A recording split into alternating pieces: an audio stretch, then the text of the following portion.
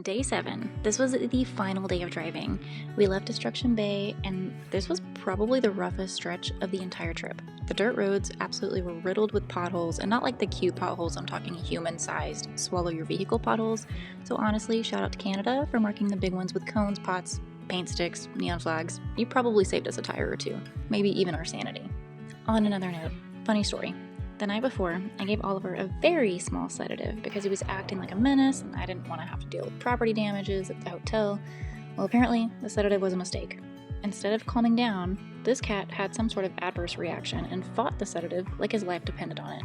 He wouldn't sit still, he meowed nonstop, he almost fell off the bed 3 separate times. At one point, he even walked over to his water bowl, dipped his head down, and then proceeded to lick the air above the water for a solid 3 minutes. It was ridiculous. So, the next day, as we were on the road, he was suddenly very needy. Somehow while we were driving, he wedged himself behind me, between my back and the seat, and just stayed there. Like, I'm not even sure he wasn't asleep for a few moments. After about 10 minutes of having a cat in my spine, I called Brandon and told him we needed to pull over so I could resituate some things. We stopped, I put the cat back in the carrier, and we kept going. And then suddenly, we were in Alaska. That moment where it really sinks in, oh my gosh, we are almost there. Of course, we had to stop, take the selfie with the whole crew at the Welcome to Alaska sign. Vehicles, people, chaos, animals, everything. I almost pulled up the Monstera for the photo, but decided against it. And then, because the world is so small and weird, we ran into a friend from Flagstaff, Arizona, in Tok, Alaska. Autumn has been a great friend over the years, and she even has a couple of her own YouTube channels.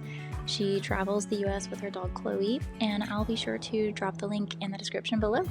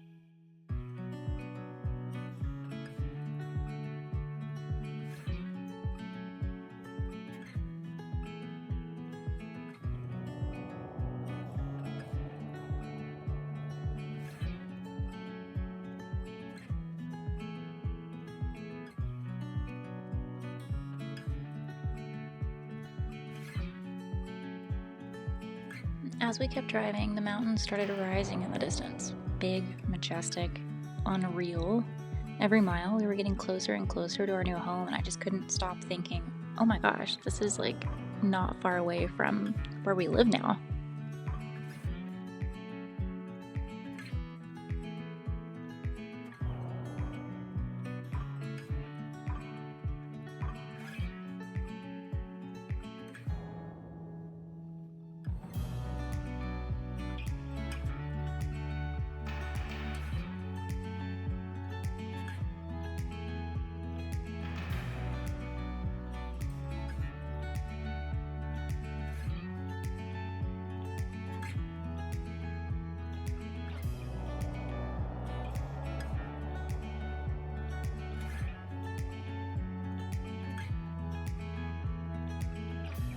I mean, look at these views.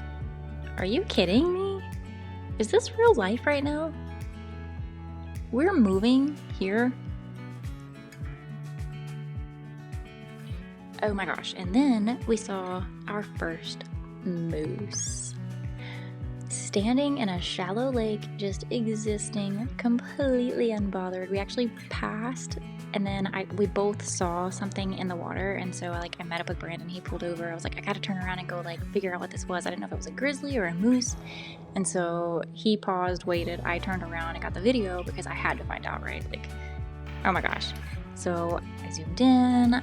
I looked a little closer, and it was just the cutest little derpy looking moose, just chowing. I don't know what he was chowing on, or her, but it was the cutest thing ever. And there was like some little ducks in the water behind her. But anyways, it was so freaking cool. I was so excited. Like, okay, yes, this is Alaska.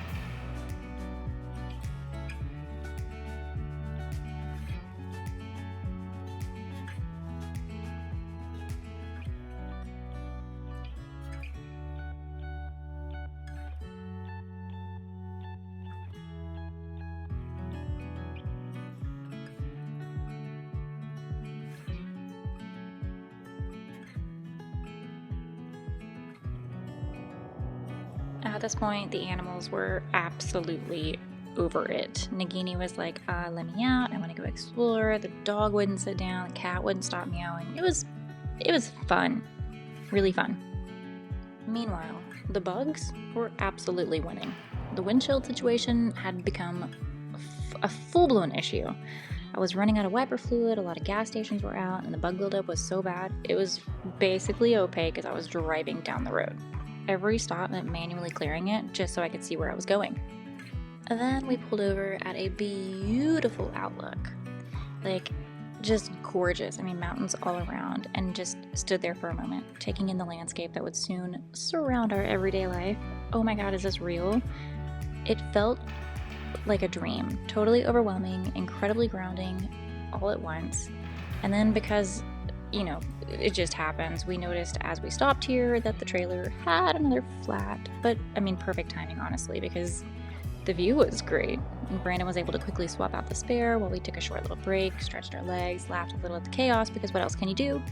And got back on the road.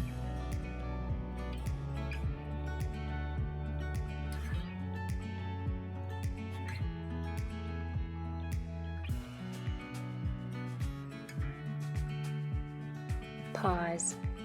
Check out those military vehicles. Like, that's one of the coolest things, being up in Alaska near the bases, and all of a sudden you'll see all these military vehicles just like piling up like behind one another. It was really, really cool.